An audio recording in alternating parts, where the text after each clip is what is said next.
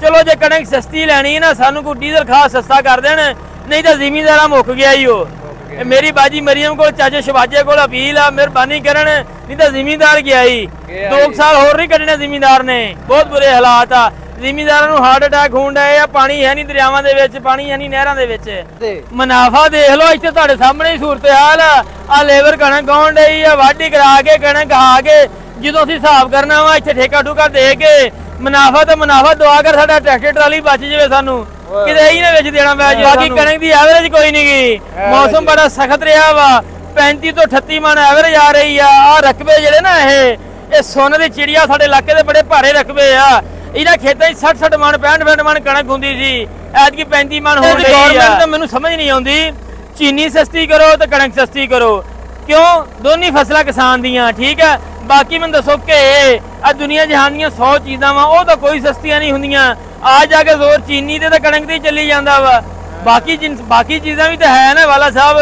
अस्सलाम वालेकुम दोस्तों, अपना चैनल पीके यूट्यूब चैनल से खुश आमदीद दोस्तों। अज असीं मौजूद हां जी लियाकतपुर दे विच, भाई तहसील लियाकतपुर जिला रहीमयार खान पंजाब जिला रहीमयार खान पंजाब दे विच।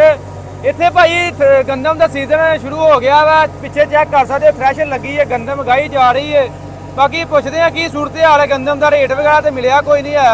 बाकी लियाकत भाई साडे नाल मौजूद ने, नाल जिमींदार ने, नाल रंधावा साहब है भाई रियाज मौजूद ने। अस्सलाम वालेकुम जी। वालेकुम सलाम जी। लियाकत की हाल ठीक ठाक हो? हाल हूल जिमींदारां दे कोई नहीं जी।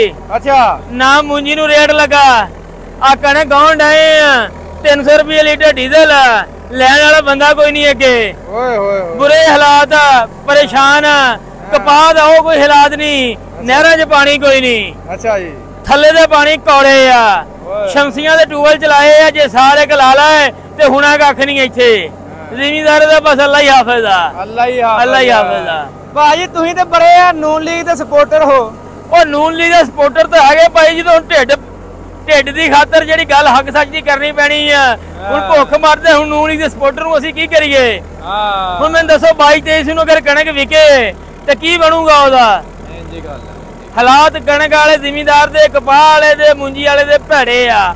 गन्ने वाले नूं कुछ ना कुछ आसरा हो गया इस साल, लेकिन वो भी आसरा कितनी देर चलूगा? हाँ भाई लियाकत बाकी तो चलो मुल्क स्टेबल होण डया, काम ठीक कर, लेकिन जिमींदार दा भट्ठा भाई जांदे कोई शक नहीं। बाकी कणक दी एवरेज कोई नहीं गई, मौसम बड़ा सख्त रहा वा, 35 तो 38 मण एवरेज आ रही आ। रकबे जेडे ना ये सोने दी चिड़िया साडे इलाके दे बड़े भारे रकबे आ। ਇਹਨਾਂ ਖੇਤਾਂ 'ਚ 60 ਮਣ 65 ਮਣ ਕਣਕ ਹੁੰਦੀ ਸੀ, ਐਤਕੀ 35 ਮਣ ਹੋਣ ਡਈ ਆ। DAP 12000 ਨੂੰ, ਯੂਰੀਆ 4600 ਨੂੰ, ਸਪਰੇਵਾਂ ਮਹਿੰਗੀਆਂ ਤੇ ਬਸ ਇਸ ਤਰ੍ਹਾਂ ਹੀ ਅੱਲਾ ਹੀ ਹਾਫਿਜ਼ ਆ। ਬਾਕੀ ਕੀ ਕੋਈ ਹਾਲ ਵਾਲ ਹੈ ਆਪਣੇ ਇਲਾਕੇ ਦਾ, ਕੋਈ ਰੇਟ ਸ਼ੇਡ ਕੋਈ ਲੈਣ ਆਉਂਦਾ? ਕਣਕ ਲੈਂਦਾ ਹੀ ਕੋਈ ਨਹੀਂ, ਕੋਈ ਲੈਣ ਆਵੇ ਤਾਂ ਰੇਟ ਦੱਸਿਓ ਤੁਹਾਨੂੰ। ਅੱਛਾ ਆ ਹੁਣ ਗਾਉਣ ਆਏ ਆ, ਇੱਕ ਢੇਰੀ ਉਹ ਗਾਈ ਆ, ਉਹ ਕੱਲ ਦੀ ਉਹ ਲਿਆ ਘਰ ਛੱਡ ਦਿੱਤੀ ਆ। ਇੱਕ ਆ ਗਾਉਣ ਆਏ ਆ, ਇਹ ਲਿਆ ਘਰ ਛੱਡ ਦੇਣੀ ਆ। ਕੋਈ ਲੈਣ ਆਵੇ ਤਾਂ ਫੇਰ ਹੀ ਆ। ਓਏ ਹੋਏ हालात बहुत खराब ने, हालात कणक दे बहुत भैड़े ने। 250 ਨੂੰ ਤੂੜੀ ਵਿਕਣ ਡਈ ਆ।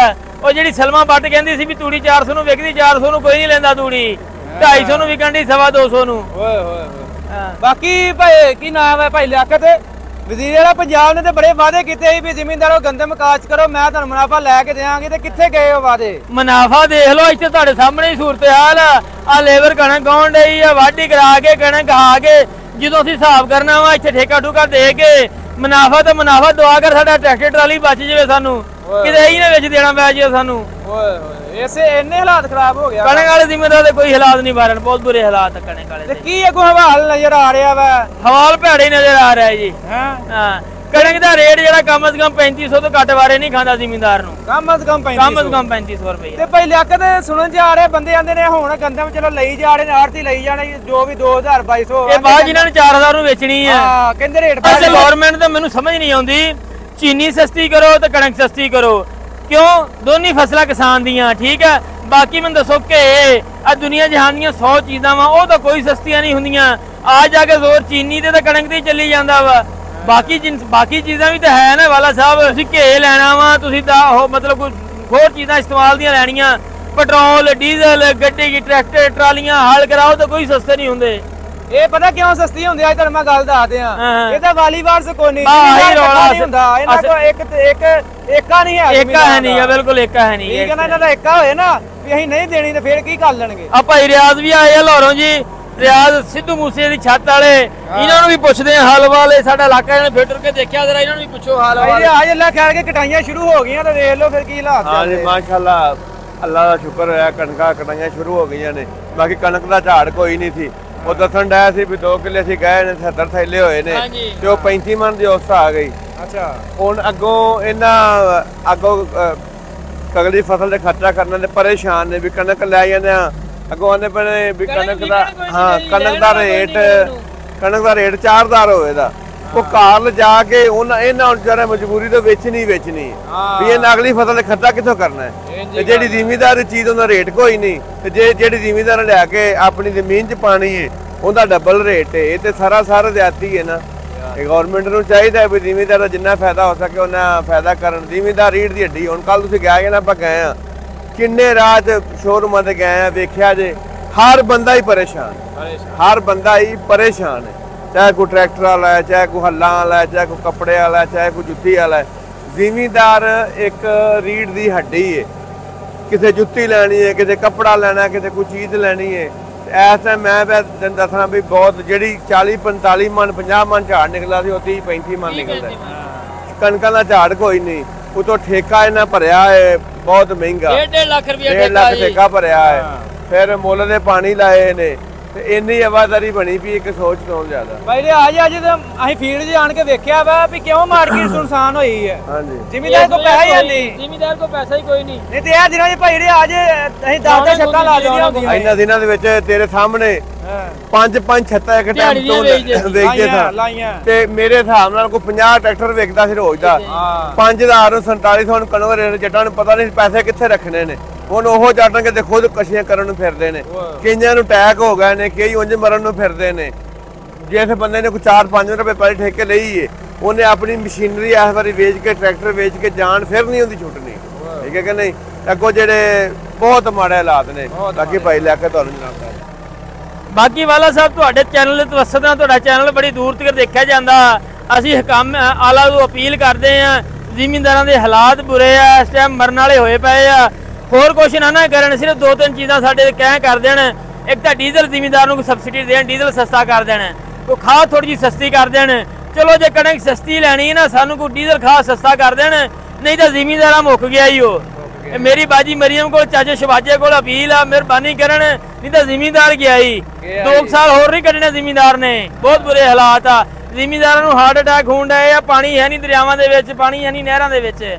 ਇਸ ਗੱਲ ਨਾਲ ਜ਼ਿਆਦਾ ਚਾਹੁੰਦੇ ਆ ਜਿੰਦੇ ਵਾਸਤੇ ਰਹੋ ਸਜਣਾ। ਅੱਲਾ ਲਓ ਜੀ, ਇਹ ਹੁਣ ਕਣਕ ਗਾਈ ਜਾ ਰਹੀ ਹੈ ਨਾਲ ਨਾਲ।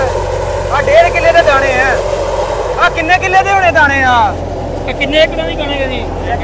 1 ਏਕੜ ਦੀ। 1 ਏਕੜ ਦੀ ਆ। ਕੀ ਐਵਰੇਜ ਆ ਰਹੀ ਜੇ? ਇਹ ਹੁਣ ਦੇਖੋ ਜੀ 35 ਮਣ ਨਿਕਲਿਆ, ਇਹ ਤੇ ਬੜੀ ਗੱਲ ਹੈ। 1 ਕਿੱਲੇ 'ਚ 35 ਮਣ। ਹਾਂਜੀ, ਤੇ ਐਵਰੇਜ ਵੀ ਘੱਟ ਹੋ ਗਈ ਯਾਰ। ਹਾਂਜੀ, ਐਵਰੇਜ ਵੀ ਘੱਟ ਗਈ। ਇਹਦੇ ਨਾਲ ਐਵਰੇਜ ਵੀ ਘੱਟ ਹੈ। ਹਾਂਜੀ, ਚਲੋ ਜੀ ਅੱਲਾ ਹੀ ਖੈਰ ਕਰੇ। ਹੁਣ ਬਾਕੀ ਹਰ ਪਾਸੋਂ ਇੱਧਰ ਮਾਰਾ ਦਾਣੇ ਨੇ ਨਾ, ਦਾਣਾ ਬਰੀਕ ਮੋਟਾ ਨਹੀਂ ਹੈ। ਦਾਣੇ ਜਿਵੇਂ ਜਾਨ ਹੋਣੀ ਚਾਹੀਦੀ ਉਵੇਂ ਜਾਨ ਨਹੀਂ ਆਇਆ। ਦੇਖਦਾ ਠੀਕ ਹੈ ਕਿ ਨਹੀਂ? ਥ੍ਰੈਸ਼ਰ ਦੀ ਤੂੰ ਤੂੜੀ ਚੈੱਕ ਕਰ ਤੋੜੀ। ਲਓ ਜੀ ਭਾਈ, ਇਹ ਹਾਈ ਵੀ ਲਾਉਣ ਲੱਗਾ ਵਿੱਚ ਦਾਣੇ। ਅੱਲਾ ਖੈਰ ਕਰੇ, ਅੱਲਾ ਪਾਕ ਜ਼ਿਮੀਂਦਾਰਾਂ ਦੇ ਹੱਕ 'ਚ ਬਿਹਤਰ ਕਰੇ। ਮਾਸ਼ਾਅੱਲਾ ਜੀ ਮਾਸ਼ਾਅੱਲਾ। ਸੁਰ ਦਿਓ।